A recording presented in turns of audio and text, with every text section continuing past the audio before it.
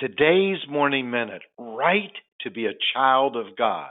Day 25 of the fraud committed by Satan against man.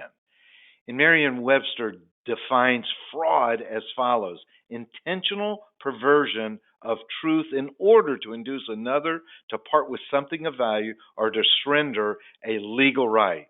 Adam surrendered man's legal right to be a child of God to Satan in the Garden of Eden. And what we read in John chapter 1, verse 12 in the Amplified, but to as many as did receive and welcome him, he gave the right, the authority, the privilege to become children of God. That is, to those who believe in, adhere to, trust in, and rely on his name. The Greek word for right is exousia, which means power to act, authority. It comes from the root word extesi, which means it is permitted, lawful. So what is your legal, lawful right? Yes, you have the authority and legal right to become children of God.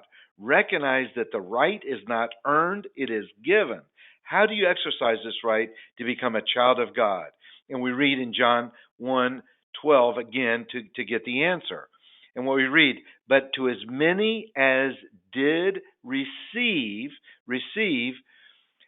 as many receiving, he welcomed him and gave the right. He's welcoming them. He gave the right, the authority, and the privilege to become children of God. That is, to those who believe in, adhere to, and trust in, and rely on.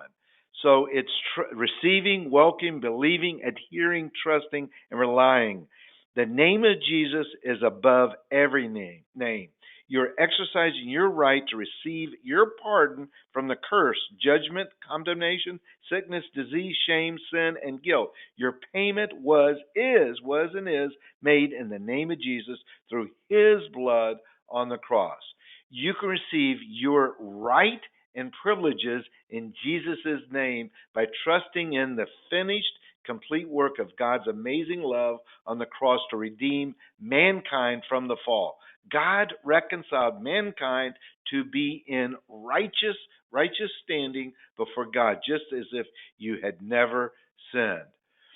And which is right? Which is right? Are you receiving, and which is greater? Which is right, and are you receiving, and which is greater? Your right to you in Jesus' name given to you to become a child of God, or your earthly human rights? Which one is right? Are you fighting for your rights here on earth? Or are you defending the name of Jesus, who has given you the right through his blood to be a child of God?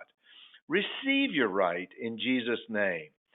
Jesus Christ legally and judicially restored you back to your legal family as a child of God in the image and likeness of God. You have all the legal rights and privileges as a son or daughter of God. You are blessed. You have life abundantly. You have the mind of Christ and the wisdom of God living in you. Amen and amen.